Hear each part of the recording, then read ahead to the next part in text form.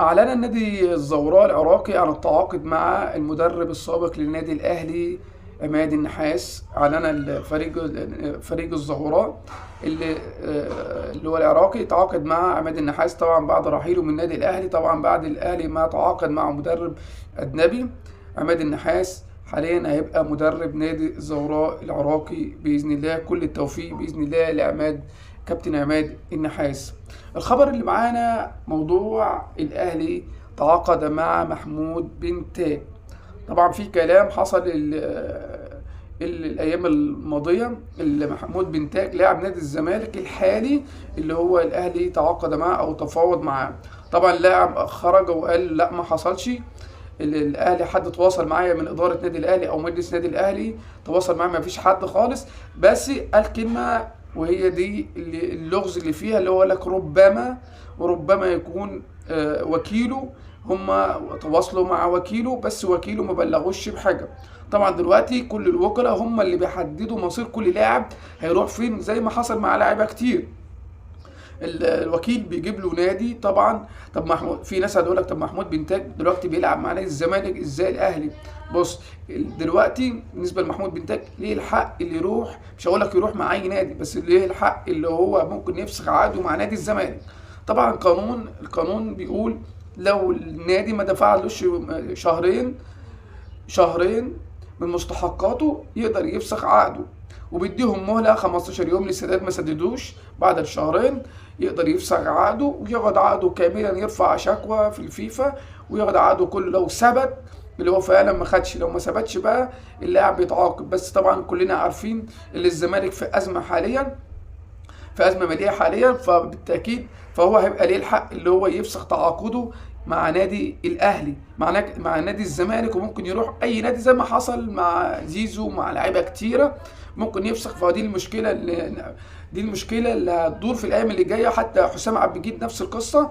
حسام عبد المجيد انكر طبعا اللي هو الاهلي تفاوض معاه او حد تواصل معاه، بس قال لك ممكن يكون الوكيل بتاعه. دلوقتي الوكلاء هم اللي بيشتغلوا على اللاعب، ممكن يودوه في اي مكان مجرد ما خلص له الموضوع وفلوس والاغراء بالمال من الفرق التانية. ممكن يروح في اي يعني ممكن بعد شهر، بعد يوم، بعد اتنين ممكن تلاقي مثلا حسام عبد المجيد او محمود بنتاج في نادي الزمالك، وممكن في نادي الاهلي، وممكن في لعيبه تانية. فاتوقع في اي حاجه في الايام اللي جايه دي، طبعا في عز ازمه نادي الزمالك. بالنسبه برضو نادي الزمالك عرض على جون اودوار اللي هو اقترحوا عليه اللي هو يحط في الجهاز الفني يحطوا معاهم عنصر جديد مصري.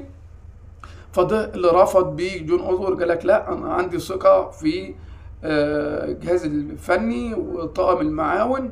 مش عارف اجابه الثقه دي من كلها فين. الزمالك خلاص في الضياع، بتقول لي ثقه ايه؟ الزمالك واقع بعد ما كان في اول الدوري متالق، وكان في يعني فلوس بتدخل بسبب الارض بتاع 6 اكتوبر. دلوقتي ما فيش ارض 6 اكتوبر، فخلاص بيقولوا الحنفيه اتقطعت، حنفيه الفلوس اتقطعت خلاص كده.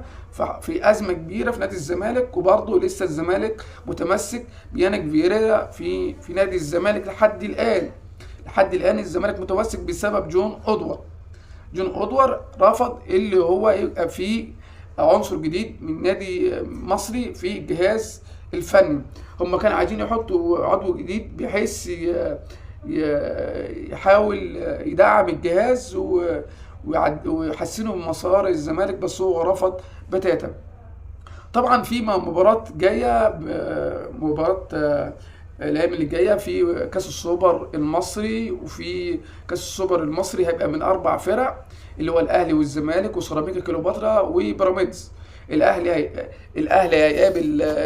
هيقابل سيراميكا، الاهلي هيقابل بيراميدز، الاهلي هيقابل سيراميكا لا مؤاخذه، والزمالك هيقابل بيراميدز. نفس البطوله اللي فاتت. اول مباراه المباراتين هيبقوا يوم 6، بس اول مباراه هتبقى الزمالك وبيراميدز، والمباراه الثانيه هتبقى بين سيراميكا والاهلي، والنهائي هيبقى يوم 9 ان شاء الله في الامارات. وطبعا هنستنظر طبعا في مباراه جايه لنادي الزمالك ونادي الاهلي في افريقيا. الاهلي هيلعب يوم الاهلي والزمالك هيلعبوا في يوم واحد باذن الله. هيبقى الاهلي هيلعب طبعا منتخب مصر يلعب الاول مع غينيا بيساو في تصفيات كاس العالم. طبعا الف مبروك لمنتخب مصر بصعودهم لكاس العالم ان شاء الله. المباراه هتبقى يوم 12 بكره ان شاء الله الحد. المباراه ان شاء الله هتبقى الساعه 10 مساء بتوقيت القاهره باذن الله. اما بالنسبه للاهلي والزمالك، الزمالك والاهلي هيلعبوا في يوم واحد. الاهلي هيقابل فريق اسمه ايجل نوار مكامبي اللي هو البوراندي ده. المباراه هتبقى الساعه 4 هناك، دي مباراه الذهاب.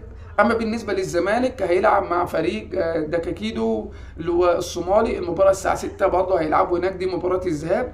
هيبقى يوم 18 الجاي 18 اكتوبر 2025 ان شاء الله المباراه. والعوده باذن الله هتبقى بعدها باسبوع. كل التوفيق لنادي الاهلي ونادي الزمالك في افريقيا، كل التوفيق لمنتخب مصر. ما تنساش تشترك في القناه وفعل الجرس ليوصلك كل جديد. السلام عليكم ورحمه الله وبركاته.